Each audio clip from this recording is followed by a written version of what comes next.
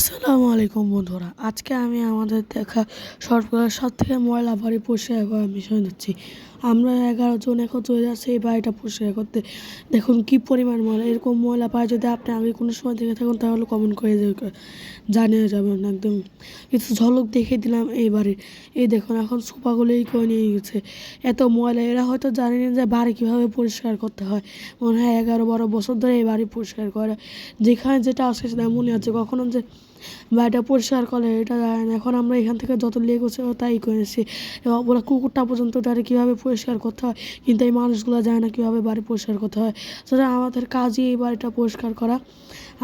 আপনাকে তাদের ডাকতে পারে এরকম বাড়ি পরিষ্কার করে। আমরা চায়নাতে বিভিন্ন জায়গায় এরকম বাড়ি পরিষ্কার করে থাকি। এই বাড়িটা থেকে এখন আমরা ফুল টাইলসটা একদম করে নিচ্ছি। আমাদের স্পেশাল এই ঝাড়ুটা দিয়ে আমরা সবগুলো টাইলস একদম চকাচক করে নেবো। সব জায়গায় আমরা একদম পরিষ্কার করে নিচ্ছি। আগে কীরকম অবস্থা ছিল এখন কীরকম অবস্থা সেটা দেখাচ্ছে। এখন সোফাগুলো সব আগের মতো জায়গায় দিয়েছে। এটা কিন্তু যে কোনো একটা বাড়ি না, এখনও পর্যন্ত সবচেয়ে ময়লা যে কটা বাড়ি আমরা পরিষ্কার করছি সেই সব বাড়ি থেকে আমরা এই দেখাচ্ছি। এই দেখুন ফ্রিজের কী অবস্থা, এদের ফ্রিজ দেওয়াই উচিত না। কত মানুষ ফ্রিজ নেই, তারা কীভাবে থাকে, আর এদের ফ্রিজটা কোনো সময় পরিষ্কার করতে চায় না। এই দেখুন সুইচ রান্নাঘরের যে সুইচটা, এটাতে তেল গাছটা পরে কী হয়েছে। এখানে দেখুন ধুলা পড়ে পড়ে একদম পুরো ইয়ে হয়ে গেছে। এটা একটা টোস্ট মেকারটার অবস্থা কী হয়েছে দেখুন। আর দেখুন এর সারা জীবন ধরে শুয়ে শুয়ে শুয়ে দেখে দেখুন একবার ভাত বসেছিল, ভাতের অবস্থা দেখছেন। মানুষ খেতে পারে না, ফিলিস্তিনের বাচ্চারা না খেতে পারে বাচ্চা। আর এদের কাছে খাবার থাকার পরে ওরা কী পরিমাণ বাড়িঘর ময়লা করে থাকে, খাবার অপচয় করছে। অপচয়কারী কিন্তু বন্ধু। এটা দেখুন কী করছে, তেলাপোকাগুলো পর্যন্ত এত ময়লা পরে বসে থাকতে যাচ্ছে না, ছেড়ে দেওয়ার পরে পালাচ্ছে।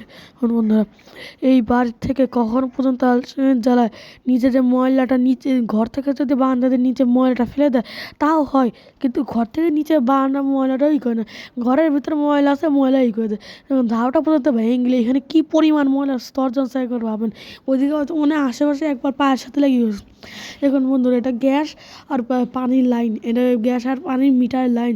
দেখুন এটা যেহেতু রান্নাঘর আছে, এটার পর তেল কাজটা পরে কী অবস্থা গেছে। সে তো জানেই না পরিষ্কার কিসের বলে, তাই আমাদের সেরকম পরিষ্কার করে দেওয়া। অথচ এর জন্য আমরা অনেক বেশি টাকা পাচ্ছি, তাই কী আছে, কিন্তু এটা তো একটু জানা উচিত কীভাবে পরিষ্কার করা লাগে। টাকাতে একই দিচ্ছে, সবাই তো টাকা একই দিচ্ছে, সবার কত কম বলে থাকে, এদের কত কম। ফুল অবস্থা খারাপ হয়ে গিয়েছিলো আমাদের টিমের।